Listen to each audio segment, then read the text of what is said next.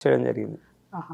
అంటే ఈ పాట పుట్టిన సందర్భం అంటే ఇట్లా దీనికి మీరు ఎలా ఫస్ట్ సాంగ్ ఇదేనా? అంటే మీ ఫస్ట్ సాంగ్ ఏంటి మీరు చేసింది? అంటే ఫస్ట్ సాంగ్ అంటే నేను కెరీర్ స్టార్ట్ చేసినప్పుడు మామూలుగా లవ్ ఫెయిల్యూర్ సాంగ్స్ ఉంటుండే. హ్మ్. 2016, 14, హ్మ్. 15, 16లో ఆ టైంలో లవ్ ఫెయిల్యూర్ సాంగ్స్ అట్లా చేస్తుండే. హ్మ్.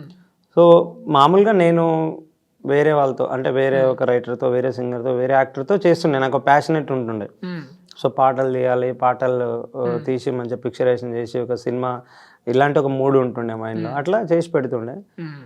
సో, అప్పుడే స్టార్ట్ అయింది కెరియర్. హ్మ్. 2014, 15 నుంచే ఈ యొక్క మీడియా దీనికి హ్మ్. సంబంధించి పాటలు, కెమెరాస్ దీని మీద ఉంటుండే. హ్మ్. సో, అలా తీస్తూ వస్తుండే. కానీ నాకు కొంచెం లోపల ఒకటి ఉంటుండే. హ్మ్. ఇంకా కాదు ఇంకా మంచిగా సినిమాలల్లో ఇంత మంచి ఎమోషన్ చూపిస్తుర్రు. ఇట్లా ఇదంతా ఉండాలి అని ఒక థీమ్ అనేది డెవలప్ అవ్వుకుంటూ వచ్చింది మైండ్‌లో. హ్మ్. ఏదో ఒక రోజు ఒక మంచి అంటే ఒక ఫ్యామిలీకి ఇప్పుడు లవ్ ఫెయిల్యూర్ సాంగ్స్ అంటే మామూలుగా యూత్ లవ్ ఫెయిల్ బ్రేకప్ అయిన వాళ్ళకి కనెక్ట్ అవుతాయి. కనెక్ట్ అవుతాయి. యెస్. సో, ఫ్యామిలీ ఆడియన్స్ ఉండదు. హ్మ్.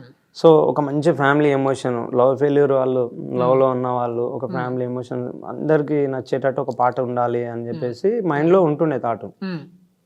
సో, ఆ టైంలోనే లిరిక్ రైటర్ మహేందర్ అని మహేందర్ ములకల. హ్మ్. సో, ఆయన నాకు వినిపించిండు అది. లైన్ వినిపించిండు మామూలుగా. హ్మ్. సెలయేళ్ళు పారుతుంటే, హ్మ్. ఎదగూళ్ళు ఊగుతుంటే అంటే సడెన్‌గా నాకు అంటే కనెక్ట్ అయింది. అంటే ఇట్లా నేను చేపిద్దాం అనుకుంది ఈ లైన్ అని.